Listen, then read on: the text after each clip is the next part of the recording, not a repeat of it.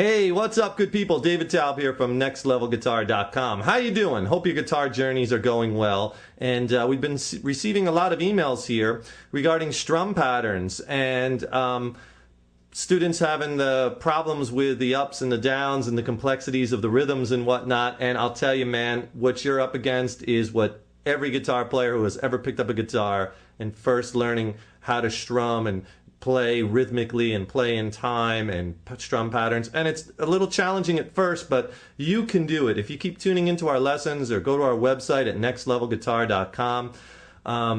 You will get it. It just takes practicing the right things and having that structured plan to follow like we give you on our website and on our videos, you know, and just keep putting that guitar in your hands every day, even if it's only 10 or 15 minutes. Makes such a big difference. So, you know, don't beat yourselves up. You know that what you're going through, everyone who's ever picked up the guitar has gone through the same things, and you will get over it, and you will get through it. And so stay positive. You can do it, all right? So I thought today maybe I will show you that you don't necessarily have to have a strum pattern with all ups and downs and complicated kind of patterns in order to have rhythm and maybe something a little funky or bluesy. I'm going to do a strum pattern right now for you using all downstrokes. We're not going to use any upstrokes. And I'm just showing you this to say, hey, you can get creative with these things, and we're going to be doing lots of patterns with ups and downs, and eventually, you know, you're going to be developing your ear, and we help you with that at Next Level Guitar. It's such an important thing to do, man, for any musician, is to really develop your ear so you can hear rhythms and hear notes and chords that go together and the color of the chords, and will really help in your musical journey developing that ear. So let me show you what I'm talking about here. We're just going to play a little downstroke pattern, and remember that, you know, what gives music its rhythm is the rests, those repeated series of rests. You know, like if I'm strumming in straight eighth notes, an eighth note is 2 notes per beat, or 1 and 2 and 3 and 4 and 2 and 2. This does not sound musical. Straight eighth notes, or if I was strumming straight 16ths, 1E and a 2E and a 3E and a 4E and a 1E and a 2E and a 3E and a 4E and a, you know, 16th notes are 4 notes per beat, 1E and a. That's how you can count them, 1E and a 2E and a 3E and a 4E.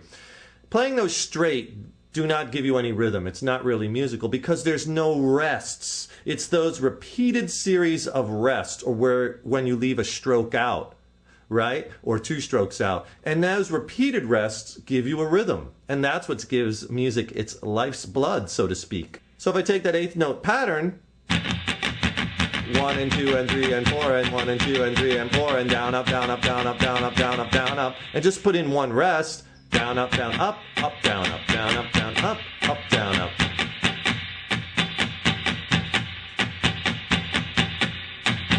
So just leaving out that one stroke and playing 2 upstrokes consecutively gives us that rest on that down, therefore creating this pattern, a rhythmic pattern, where you have this repeated series of rests. And now it sounds like music. Or it sounds like rhythm, and then you put a chord to it.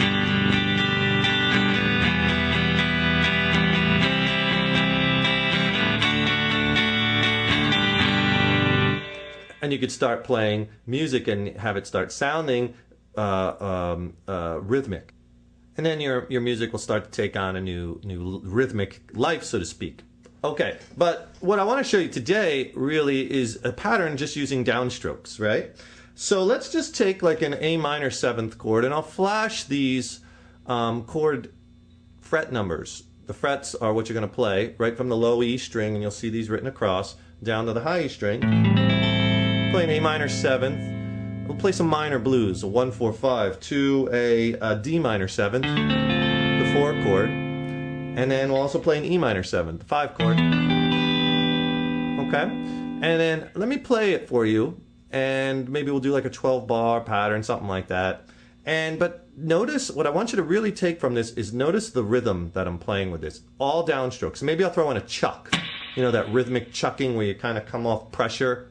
We have lessons on that on YouTube and on our website, and you get that chucking sound. But I'm going to use all downstrokes, but I'm just going to use those 3 chords in a 1, 4, 5 format. Check it out. This is what it'll sound like.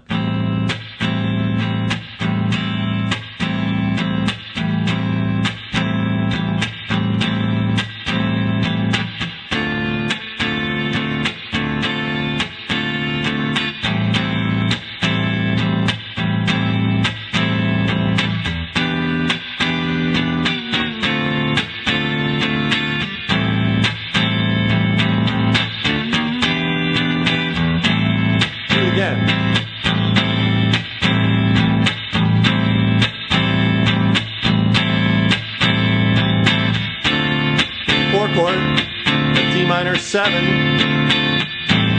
back to the 1 chord. Now we're going to go to the 5.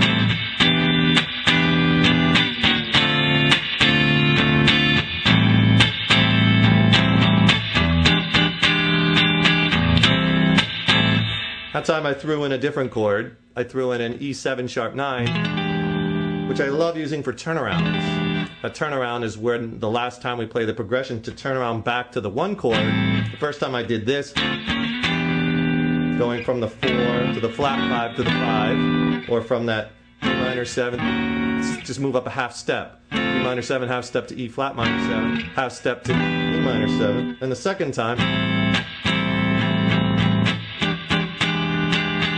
I just went to that E7 sharp 9 chord, or you might know that as the Hendrix chord. Love that chord for turnarounds. Okay, so all I'm doing here is just using a downstroke and a chuck. I'm just going, if I stay on that A minor 7 chord, I'll do it slow. Down, chuck, down, chuck, down, chuck, down.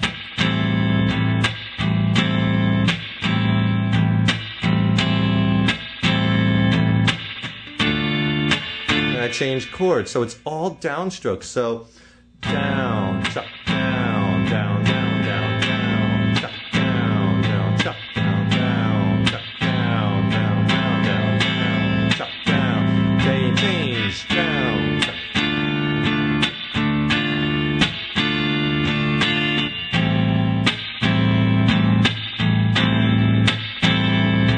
Now the 5 chord. What I did there when I went to the 5, I go back a half step to get back to the 4 chord. It just throws in that little variation that's kind of cool. Very common.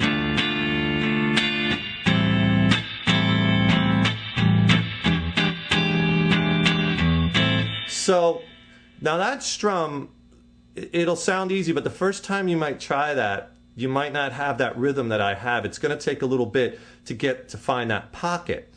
Now don't rush it. You want to almost pull it back a little bit and really kind of, if you start to rush it, you're going to start to get that kind of sound. You really want to lay it down, chuck, down, down, down, chuck, down. So down, chuck, down, down, chuck, down, down, chuck, down, down, chuck, down, down, chuck, down, down, chuck, down, down, chuck, down, down, chuck, down, down.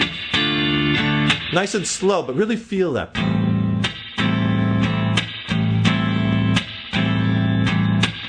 There you have a nice pattern, and just practice that, even if you just hold the strings.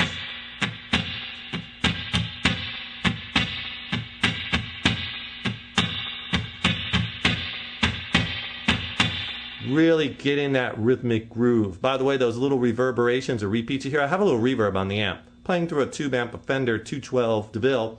A little bit of reverb, just a splash, just to weten it up a little bit. And that's what you hear.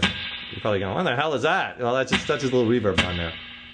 On the amp, I don't like it too dry as toast. I like wetting it, but not too much, because then it'll get too saturated.